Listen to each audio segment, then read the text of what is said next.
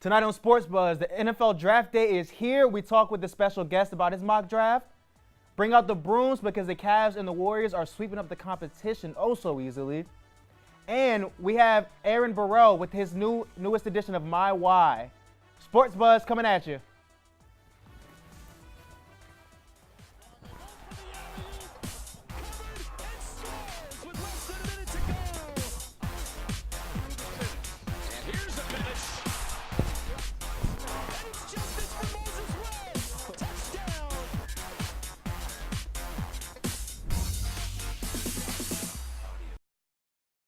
Hey everyone, and welcome to Sports Buzz. I'm Allison Gaskins, and joining me in a little bit will be my co-host, Tamarick Wilson. We have got a ton of exciting information for you guys today to discuss and to cover some highlights. But let's start off in Philadelphia, where the wait is over because the 2017 NFL Draft is here. Will the Browns get it right? And what impact will off-the-field character concerns have on the draft positions? The violence, the drugs, the breaking of the law. All of these answers are just hours away, and anything can happen. So we brought in our NFL analyst, Aaron Burrell, for some last-minute speculation before the big event. And Tamarick is sitting down with him right now. Guys, what have you got for us? Thanks, Allison. Aaron, how are you today? Doing well. How are you doing? Are you pumped up for draft day? Of course, it's draft First, day. I have to ask, why did you select the jeans today on draft day? What was up with that? The jeans got to be casual. You know what I mean? A lot of prospects are a little bit nervous, but, you know, right. I got to let them know. You got to keep I'll it let you casual slide sometimes. today for it, but only today. All right, let's get straight into it. Mock draft, hot takes. We're in the hot corner. You ready? All right. Got to keep it quick. Let's get it going. So first off, let's start off with your mock draft. What's your first 10 picks for this draft? First 10 picks going to start with Myles Garrett, best player in the draft. The Browns need to pick the best player available. They need all the help they can get. Number 2, I got Jamal Adams. Him and Eric Reed could be, you know, a deadly combination in the secondary for San Francisco. Kyle Shanahan, obviously an offensive guy, so it might be a surprise. Marshawn Lattimore going there at 3 for the Bears. He's the best cornerback in the draft, and it's a division with good QBs as well. Fournette. At 4 to help Blake Bortles. Blake Bortles needs a lot of help. I mean, he kind of regressed this past season, so Fournette, a big power guy. You've seen his tape at LSU, unbelievable. 5, Mitchell Trubisky going to the Cleveland Browns. I have them trading up to get him. Got them trading up? All right. Yeah. Wait, let me stop you there. So why do you have Trubisky up so high as opposed to somebody like Deshaun Watson who had such a much better body of work? In my honest opinion, I think that Watson is the better player and will pan out to be the better pro. However, based on what a lot of GMs are saying around the league, some of my sources, they're letting me know that Trubisky might be their guy. Understood. Now, next question. What's up? What happened to Dalvin Cook? I see you got Christian McCaffrey and Fournette up there. What happened to Dalvin Cook? Why did he seem to drop so far, even though he had an amazing career as well? I'm not sure. I mean, I think that in the draft process, teams get a little bit nitpicky. There was a lot of talk about his Wonderlic score, but I mean, you pay the guy to score touchdowns, not take tests. That's true. But Dalvin Cook, I mean, he's a home run threat. Anytime he gets the ball, he can score in a multitude of ways. Catching the ball out of the backfield, he's a good blocker as well. So obviously will help. I'm hoping he falls kind of all the way down to 19, and he can end up in my hometown, Tampa. The Bucks, famous James. Hey, I mean, keep dreaming. Last question. Why do you have a tight end so high? Do you think a tight end is that valuable of a position, especially for a team with so much to add like the Jets? I think so, especially when you look at O.J. Howard. O.J. Howard is a player who's an incredible athlete. He's a ready-made starter from day one. As well as you've seen what teams in the NFL have done with tight ends. The Patriots are a great example of it. That's true. With their use of last season Gronk and Martellus Bennett. Right. So and he's a positional matchup problem. You were a DB yourself. I don't know if you ever enjoyed covering tight ends. I mean, it's never fun. When they're running straight at you, but we can always cover them. I never said I ain't gonna be by a tight end. Okay. But actually, we just got word that you were right for once about something. Myles Garrett did go first. He is the #1 overall pick. So good job with that. So how do you and also Mitch Trubisky got picked second. The Bears actually traded up to get him. What do you think about that move? They traded a 3rd and 4th round pick as well. I think the Bears are going to regret this decision for a couple of years, to be quite honest with you. Again, Trubisky is a very good player. Don't get me wrong on that. But we only have one body of work. And with other players, such as DeShone Kizer, that excuse has been used. Oh, there's not that much of a body of work. But with Trubisky, it seems to be kind of passed on and so on. But I don't think that Trubisky is the Bears franchise guy. But wish the kid well and all the best. All right, Aaron. So you were 1 for 2 today. You got the jeans wrong, but you got the pick right. So we'll let you live today. Coming up, Allison is with Dr. Will Mayer, our sports psychologist, as they talk about the draft and what's going through players' mind before it.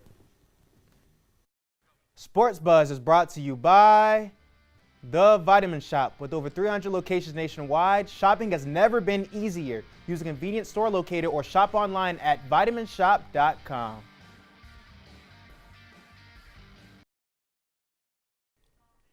Welcome back to Sports Buzz. Allison, what do you say we go from the future stars of the NFL? Let's talk about the current stars and superstars of the NBA in these playoffs. Yeah, Tamarick, I don't know about you, but I think that the NBA playoff is the second best thing to the March Madness tournament. Second best? Second best. I mean, in like the sporting world, you know, in like the I don't world of think sporting anything's better events. than What do you think? I don't know. 7-game series doesn't get better than that. Okay, World Series, but I'm a basketball fan, so for me it's the NBA playoff. And you know what? The first round of the playoffs are still going on, but some teams have already wrapped things up pretty quickly. And we're going to start off with the Eastern Conference quarterfinals, where the Cavaliers, coming off a 26-point deficit comeback in the previous game, entered Game 4 of the series looking to claim their first ever clean sweep over the Pacers in a 7-game series. So we're going to pick up action. 1 minute left in the first half. There's a long pass by Love over to LeBron, and he gets 2 points on the board. Later on, though, in the third, 8 minutes on the clock, Kyrie Irving, he'll step back and knock up a 26-foot jumper for 3. And here he is again, actually this time just with 2 for this jumper. And the Pacers, they're finally picking up the pace, but it took all the way to the late in the fourth. And that was an inside pass to Young. Game was tied at 100. And there you just saw Young again, this time with the tip-in. Pacers take the lead, but it's brief. And the Cavs take a quick timeout, but the very next play, the 4-time MVP, right there, you saw him knock down a pivotal 3-point jumper, claiming the lead back for the Cavaliers with 1:08 on the clock. Pacers, George, they had their last attempt for the time that you just for the tie that you just saw right there.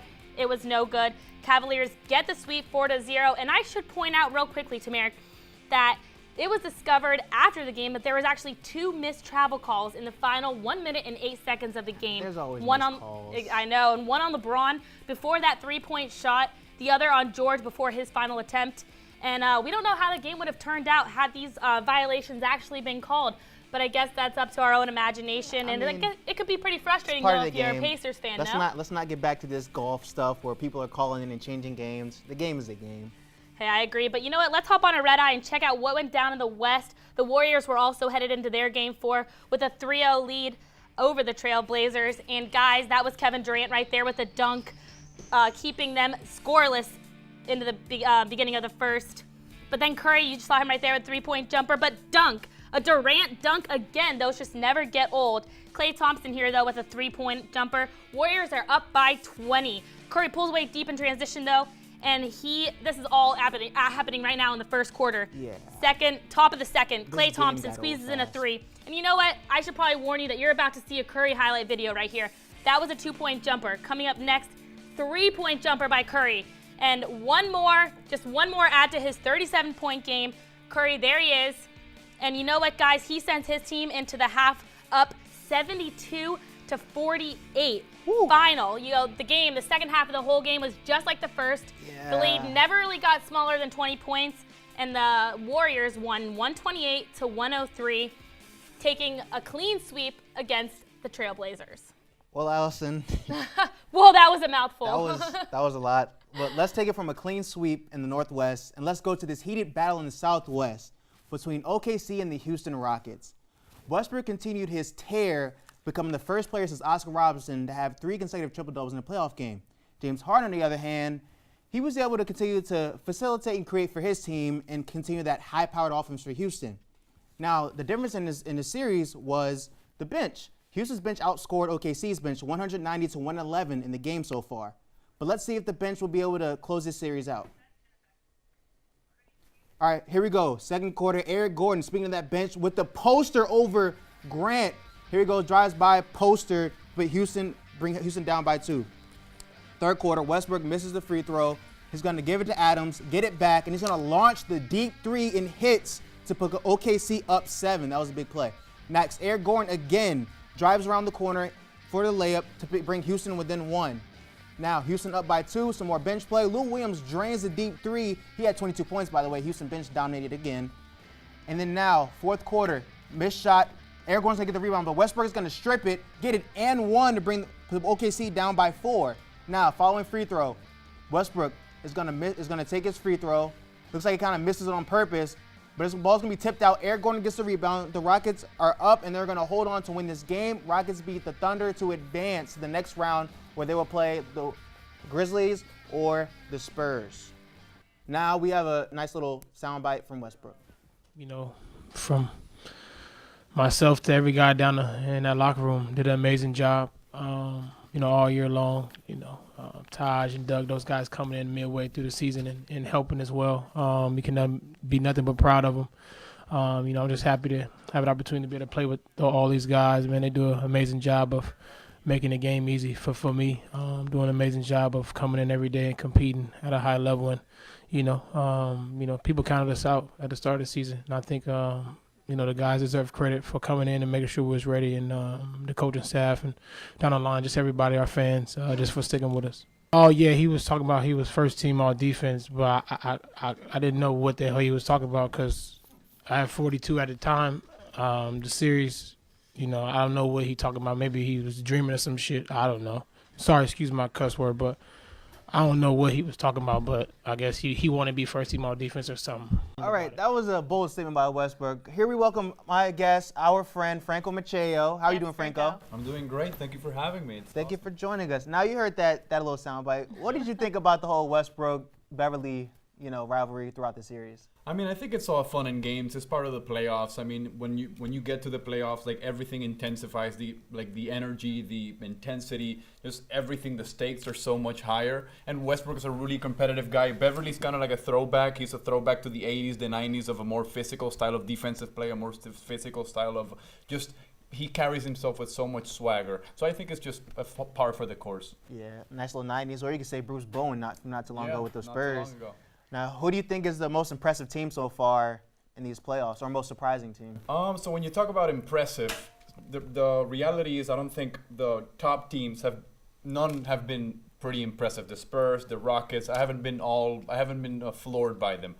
Impressive have actually been the Milwaukee Bucks, in my opinion. I think there's a young team that when you actually see them play, which a lot of people didn't have the chance during the regular season because it's a small market, you get to see their length for the first time, their defense, and it's all young kids that aren't afraid of the moment. You get to see a 22-year-old Giannis Antetokounmpo, I hope I'm saying that right, and he's just up for the lights. Like, he's not afraid of LeBron. He's not afraid of anything. Right. So it's just a really impressive team to see going into the future. And on the contrary, what team that you may have had like high hopes for that has been sort of disappointing? You mentioned the top teams. This might be a little bit of a surprising answer because they actually just won their series 4-1. It's the team you just did, the Houston Rockets. And what I mean by impressive or unimpressive in this regard is that we were accustomed to the Rockets in the regular season to just kind of blow teams out. Their three-point style of offense, just kind of their offense, I feel like, has been lacking something. Harden got a little bit injured or hurt or whatever with it. He tore his ankle or flipped his ankle. Yeah. So I just feel like their offense right now is lacking a little bit of something. I think the Thunder, just because of Westbrook, might have seemed like a little bit more of a formidable opponent, but they actually weren't. They were kind of a lower level team. So for those reasons, I think that the Rockets right now are kind of in a little bit of a weird place. Yeah, that offense is a little bit different in the playoffs, as D'Antoni's seen before. Because Harden is the engine, and if Harden is not at 100%, exactly. it just everything doesn't go like it should. So now, Golden State's having a couple injury problems, not only with the players, Kevin Durant, but also Steve Kerr's having neck and back issues. Do you think those will be issues for them heading forward? Well, not really. At least not right now. I don't think either of them actually puts them in jeopardy of losing out of possibly winning the championship. I think even still without Durant and without Curry, they would still be the favorites in my mind. It's actually weird because when you see them play without Kevin Durant, they seem to be in better sync. They seem to actually be a little bit of a throwback to last year in their 72-game win streak. And in regards to Steve Kerr, I feel like the system is so well implemented. That seems to be a culture there in Golden State that it's really player-driven, and the players seem to be really self-motivated. So I don't think Steve Kerr is going to be that big of a loss in that regard. They have the infrastructure. Kevin Durant always helps, especially when you go to face LeBron in the finals. Yeah. But I think right now, even without those two pieces, they would still be my favorite to win it all. So you think? Curry's also a natural leader on that team. Right. I think that he's really stepped up over the past. And Draymond, I mean, when you have Draymond, you have pretty much swagger for three teams. And what teams do you think pose the biggest threat to the top teams right now? pose the biggest threat? You mean to Cleveland and Yes, Golden to Cleveland State? and Golden State. So I think right now, and very in the Eastern Conference, I really don't see anyone posing a threat to the Cavaliers. Okay. In the Western Conference, I think the Houston Rockets, which actually it's ironic because I've just talked about them in being unimpressive, but the Houston Rockets have kind of flipped the math in that they could, so in a 7-game series, they just need 2 games in which they hit all their threes. And they take the most out in the NBA history. They just need one Harden game. One game where Harden's the best player on the floor and he just wins it by himself. That's 3 games. And then I guess you need to get lucky for a 4th one. But I feel like the Rockets have kind of played the math and built a team that if they're firing on all cylinders, they could possibly beat the Golden State Warriors. Now, I would never gamble, not even a single dollar on that, because I think it's highly unlikely. Well, Franco, we are out of time, but thank you so much for your expertise on this. We'll see how it's going to shape up because it is exciting. It's one of my favorite times of the year. But everyone, stick around because when we come back, we're going to get in the minds of the players going through the NFL draft right now when we bring in our special guest, sports psychologist Will Mayer. So stick around. We'll be right back. Welcome back to Sports Buzz. With all this going on with players and the diluted samples and the rape charges, you must wonder what goes through their mind when they're about to get drafted and make millions. Well, we have a special guest to help us kind of figure that out, kind of pick their mind a little bit. Allison is sitting with Dr. Will Mayer, and he's going to give us a little insight to what may be going on inside their heads. Thanks, Tamarick, and thank you, Dr. Mayer, for being with us. Meyer, right? Mayer, for being with us here today. So as Tamarick just mentioned, we really want to understand what's going through these players' mind. The draft is coming up. Don't you think they would be on their best behavior? Why are all these allegations coming out now? And why are they making these mistakes, such as with drugs and with other issues with the law? Well, it's an excellent question because, in essence, every month that's leading up to the draft is preparing for a job interview. Yes, exactly. This is their career. So one would think that they would be on their best behavior. So a number of things are happening. One is the teams are actually being more investigative. They're trying to find out more what's back there. So some of the things that are uncovered have actually happened in the past. Yeah. Okay, but the recent stuff, the things about having a failed drug test or a diluted sample, those are deeply concerning to teams because if somebody is going to have that happen now, they really have one of 2 things. They're either really stupid, that's not a good sign for a team, or they have a serious problem. And either way, that's obviously a huge red flag for these teams. And so now each team's going to have to evaluate the character. And you hear that all of the time, the character, and how is that going to play into when somebody gets drafted, how they're going to get drafted, so forth and so on. And the risk associated with drafting these players. What's going through, the specific teams' minds when they're seeing this record behind a specific player who might be, one of the best on the field, but off the field, he brings all these issues to the team. Is that a lot of risk to invest millions of dollars into these types of players? Yeah, it can be a huge risk, obviously. And so what they've done all before this, if you go back to the time that the players were playing, to the combine, to some of the first rounders getting invited into the teams individually, then they're trying to investigate what's true, what's not true. They have psychologists actually go and running tests as well. Plus they have the security going back and forth and saying, hey, what do we know about this player? What's in the past there? But your point is totally valid. We're going to invest, particularly if it's a first round pick, a lot of not just money, but a roster spot. Someone that we're hoping is going to be on our team for 5 years, maybe even 10 years. And so we need to know. You see that there's levels to this, though.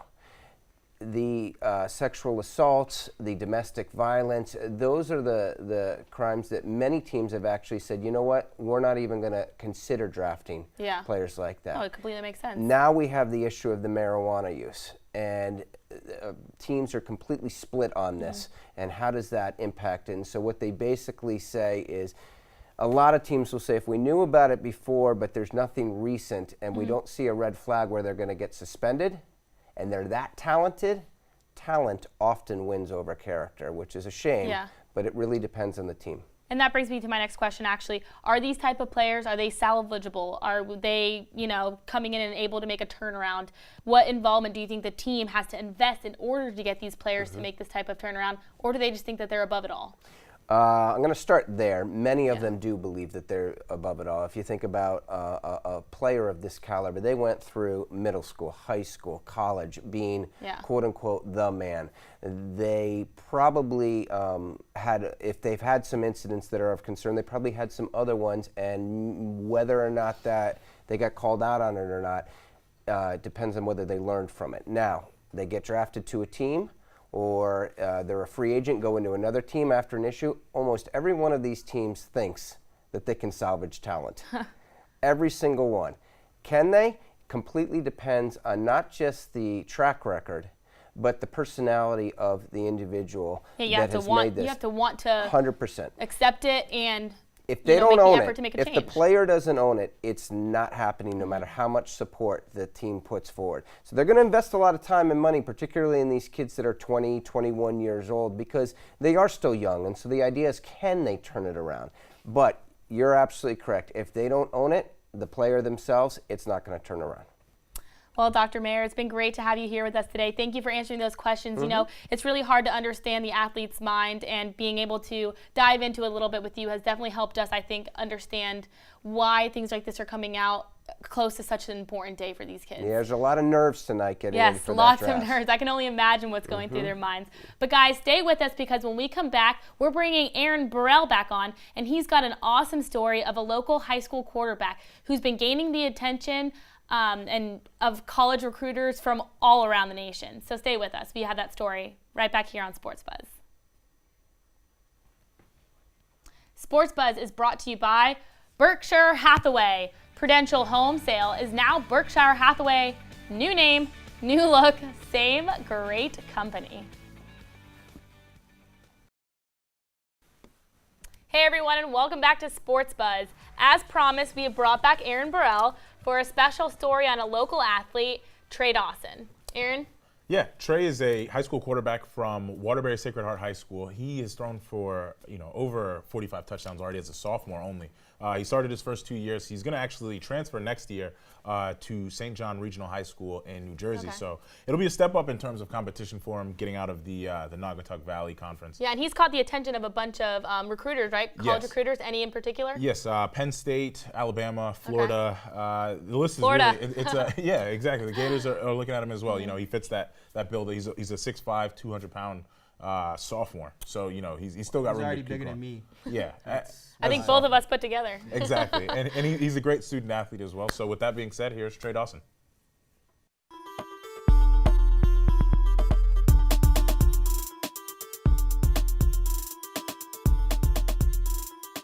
My name is Trey Dawson. I'm in the class of 2019, and I play quarterback.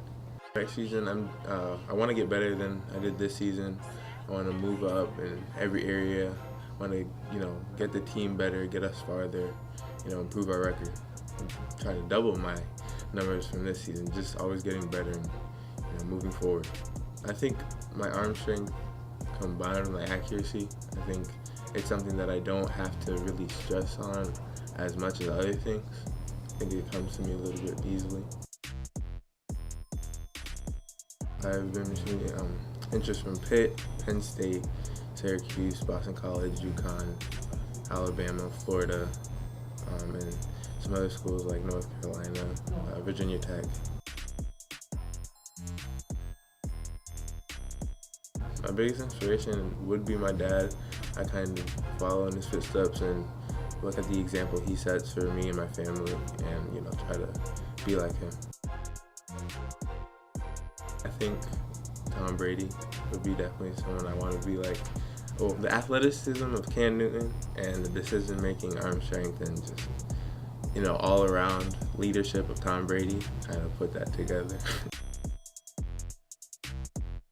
I work out every day. I go to places in Windsor, Shelton, New Jersey. Like I train every day and try to be better so I can improve myself for next season. Football-wise, I definitely want to be an All-American before I leave. Academic-wise, I want to be admitted to the National Honor Society. My name is Phil Dawson. I'm the head football coach at Sacred Heart High School. It's been pretty interesting to see him develop over the years, to see his confidence develop, his body develop, his skill set develop. It's a little tough because, you know, as dad, I probably am more difficult on him than I am on other kids. Sometimes not intentionally, sometimes intentionally. Right, so that makes it tough. But because of our communication, you know, we're able to get through it.